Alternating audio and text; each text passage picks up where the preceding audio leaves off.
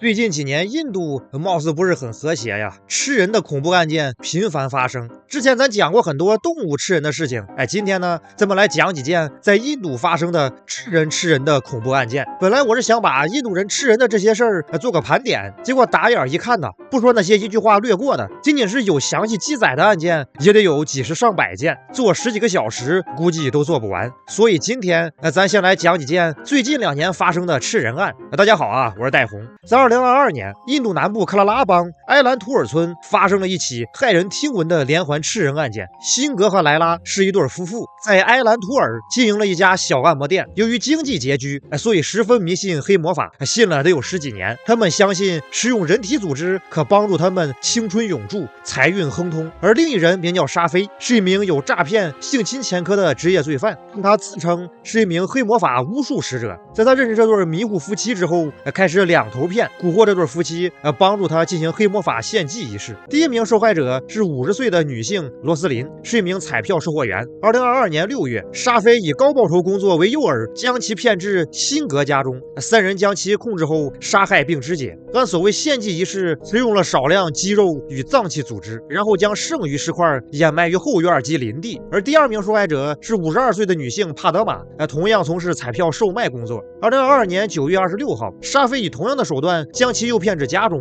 ，3人将其勒晕后杀害肢解，残忍地切成了56块，然后再次进行之前的吃人献祭仪式。事后分散掩埋尸块。到了2022年10月，受害者家属报案，表示自己的家人失踪了呀。印度警方通过监控锁定了沙菲，在辛格家中查获了血渍、祭祀工具、刀具与部分遗骸。3人被捕后一度否认了自己的吃人行为，但后来还是供认了。根据供述他们认为这种黑魔法十分有效，通过献祭人类能够满足愿望。按摩店老板娘甚至在被抓捕之后是毫无悔意她疑似仍然坚信黑魔法会生效，会将她救出监狱，并且帮她致富。印度警方对这个村5年内发生的12起女性失踪案与此案进行了并案排查，暂时还不清楚是否与此案的罪犯有联系。其实在印度，这种黑魔法是十分流行，相信的人贼多，他们总觉得搞点献祭仪式就能发财，能让不孕不育的女性怀上孩子，能治好病，甚至还能求来雨，是相当离谱。在今天的视频里，这个黑魔法会频繁出现，像刚刚讲的这种生吃人肉的，在印度属实是比较常见。2023年，在奥里萨邦还发生了更抽象的，2名男子直接守着火葬场的焚尸炉子，啃食了火化了一半的半烧焦状态的人体遗骸。更离谱的是，这可不是偷偷摸摸的行为这俩人是在逝者的葬礼上当着逝者家属的面这么干的。逝者是一名25岁的女孩子，她不幸病逝了，伤心的家属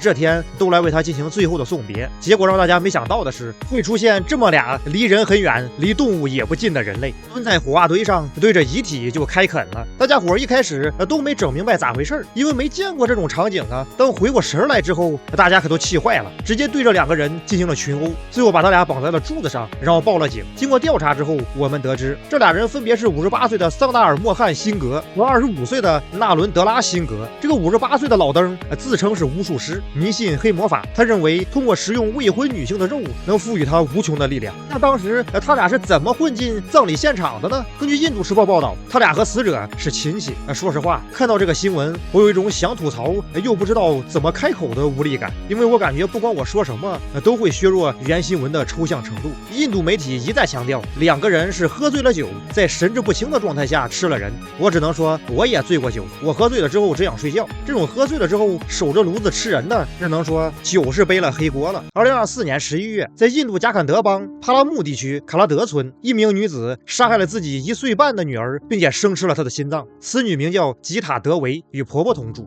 当天上午11点，吉塔跟婆婆说自己要去田地里干活，然后带着女儿不知去向，一直到深夜2点左右，吉塔才一丝不挂的回到了家里。当时村里人都被他给吓坏了呀，便询问他究竟发生了什么，女儿怎么不见了呢？吉塔的回答有点招3不招2，他一会儿说女儿被以200卢比的价格卖掉了，一会儿又说女儿是被印度教的圣人给带走了，然后变换了很多说法之后，最终承认其女儿是被他埋在了森林里。当吉塔带着村民们来到犯案现场，从泥地里挖出其女儿的遗体之后，大家都被震惊了，因为女孩的心脏不见了呀。吉塔的婆婆看到这一幕，直接吓晕了过去，村民们立即报警，印度警方到现场逮捕了吉塔。据当时藏身于密林中的目击者称，吉塔脱光了自己和女儿的衣服，用手镯、衣物和其他物品进行了一些祭祭祀仪式，然后吉塔跳了一会儿舞，最后拿刀杀害了自己的女儿。用村民的话说，他这是把女儿给献祭了。然后他切碎了女儿的遗体，将女儿的心脏给生吃了。根据盘问，吉塔承认他正在学习黑魔法，而且那2天他做了个梦，梦中有一种声音告诉他，必须牺牲丈夫或者孩子才能获得某种咒语。这是他献祭女儿的核心原因。据印度警方称啊，吉塔的言语十分迷信，而且看起来貌似有些神志不清。